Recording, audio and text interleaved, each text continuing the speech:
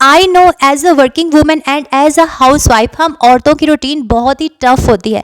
लेकिन अगर हमें टाइम को सही तरह से मैनेज करना आ जाए तो ना सिर्फ हम अपनी सारी रिस्पॉन्सिबिलिटीज़ को अच्छे तरीके से पूरा कर सकती हैं, बल्कि हम खुद को एक अच्छी मदर, एक अच्छी वाइफ और एक अच्छी बहू भी साबित कर सकती हैं।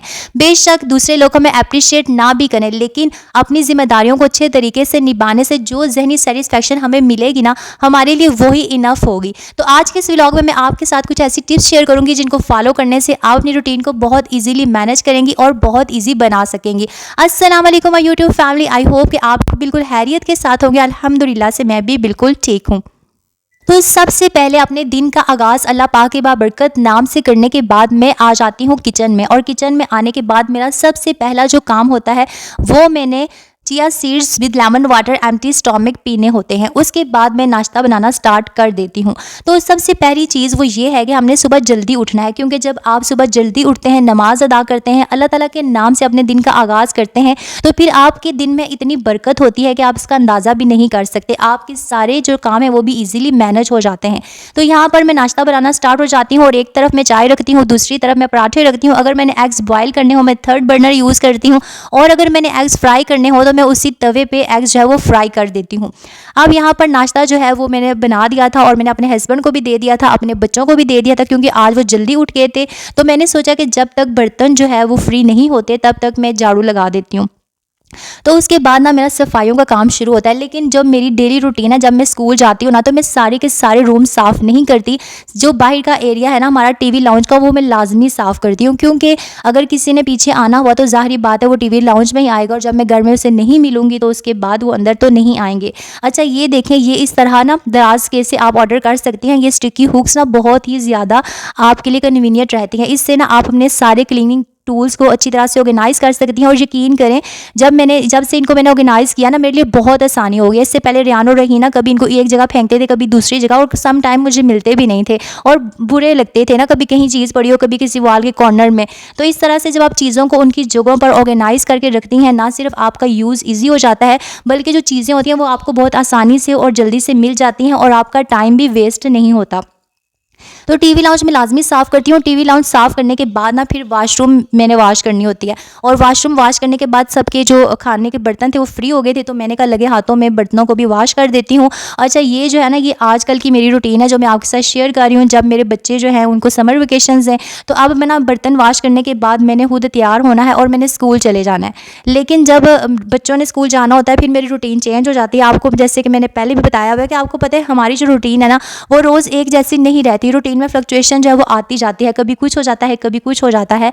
तो फिर ना अब बच्चे जो हैं वो उन्होंने स्कूल नहीं जाना, तो मैंने खुद तैयार होना है। लेकिन जब बच्चे स्कूल जाते हैं तो फिर मैंने अपने पहले बच्चों को तैयार करना होता है। बच्चों को तैयार करने के बाद फिर मैं खुद तैयार होती हूँ।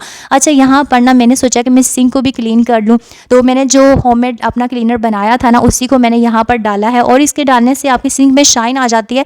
बेशक इसकी इतनी जाग ना बने तो, लेकिन जो है कि इसमें शाइन जो है वो अच्छी आ जाती है। वैसे मैंने सर्फ का बॉक्स भी यहाँ पर किचन में सेपरेट रखा हुआ है, और जो मेरा वॉशिंग वाला एरिया है ना वहाँ पर मैंने सर्फ का जो बॉक्स है वो सेपरेट रखा हुआ है, क्योंकि मैं कपड़े वॉश करूँ मुझे किचन से लाना पड़े, जब मैं किचन में यूज़ करूँ मुझे वहाँ से लाना पड़े, तो तब भी आपके लिए बहुत प्रॉब्लम हो जाती है। तो इस तरह से आप चीज़ों को सेपरेट जहाँ पे आपको उनकी ज़रूरत है, यानी जिन चीज़ों की वॉशरूम में ज़रूरत है वो वॉशरूम में रखें, जिनकी किचन में ज़रूरत है, और अगर कोई ऐसी चीज़ है ना जिसकी 3-4 जगहों पर ज़रूरत है तो आप कोशिश करेंगे हर जगह पर सेपरेट रख लें, ताकि आपके लिए यूज़ करना जो है बहुत ही ईजी हो जाए।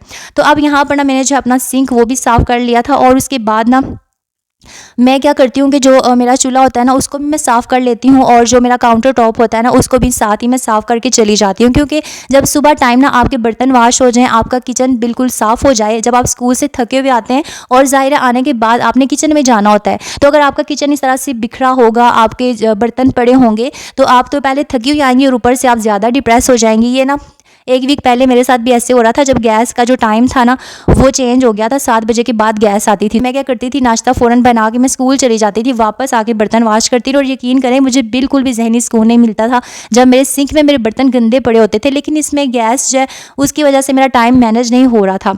यहाँ पर मैंने सोचा बर्तन वॉश करने के बाद ना मैं तैयारी करूँगी, लेकिन हुआ कुछ यूँ कि मैं बाहर निकली तो बच्चों ने नाश्ता करते हुए ना चाय गिरा दी थी। अच्छा अब यहाँ पर छोटे बच्चों के साथ ना आपकी रूटीन ज़्यादा हैक्टिक हो जाती है। अब यहाँ पर मुझे फ़र्श पे पानी डाल डाल के इसको वॉश करना पड़ा है।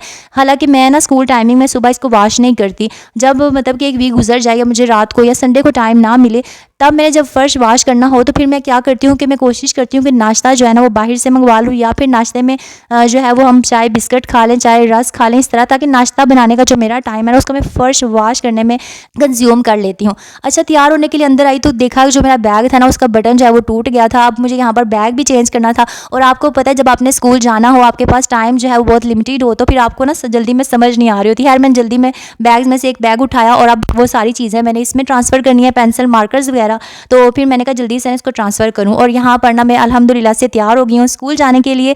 और ये जो है ना ये मेरी सुबह की सारी रूटीन है। आप देखें कि ये तकरीबन 1 या 1.5 घंटे का मेरा टाइम था, जिसमें मैंने इतने सारे काम कर लिए। और ये सारे काम मैंने कैसे किए, क्योंकि मैं सुबह जल्दी उठी हूँ, और मैंने ना अपना 1 जो घंटा मेरा सुबह का था उसमें मैंने अपनी सारी चीज़ें की। अगर मैं कहती कि नहीं मैं 7 बजे उठूँगी, 7:30 उठूँगी, तो स्कूल का टाइम ही 7:30 है। तो अगर मैं कहूँ कि मैं इतना लेट उठूँगी तो फिर मैंने उठ के क्या क्या मैनेज करना था। अच्छा, उसके बाद ना मैं स्कूल से आ गई थी, और स्कूल से आने के बाद मेरा पहला काम होता है फ्रूट का। बच्चों के लिए मैंने ग्रेप्स जो है वो निकाले थे, और अपने लिए मैंने एप्पल काट लिए थे। यहाँ पर ना मेरे हस्बैंड की एक फ्रेंड है, उन्होंने उनके लिए ना कलेजी भेज दी थी। तो मेरे हस्बैंड जो है वो कलेजी नहीं खाते, उनको पसंद नहीं है, तो उनके लिए रात के चावल बने हुए थे, ये मसर चावल बने थे।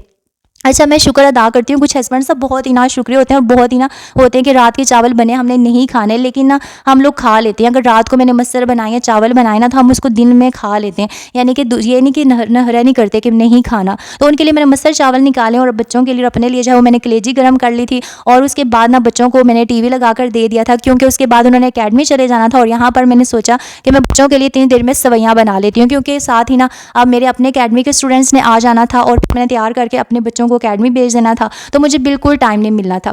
अच्छा, उसके बाद ना मेरे अकेडमी के स्टूडेंट्स आ गए थे, मैं उनके साथ बिजी हो गई थी। और उनके साथ बिजी जब मैं होती हूँ ना, अगर मैंने लेसन वगैरह छीलना हो, उनके साथ बैठे हुए ना इस तरह के छोटे मोटे काम मैं कर लेती हूँ। मैंने अगर सब्जी बनानी हो, काटनी हो चीज़ें ना, तो वो सारी चीज़ें ना मैं साथ उनकी कर लेती हूँ, और साथ उनको पढ़ा देती हूँ।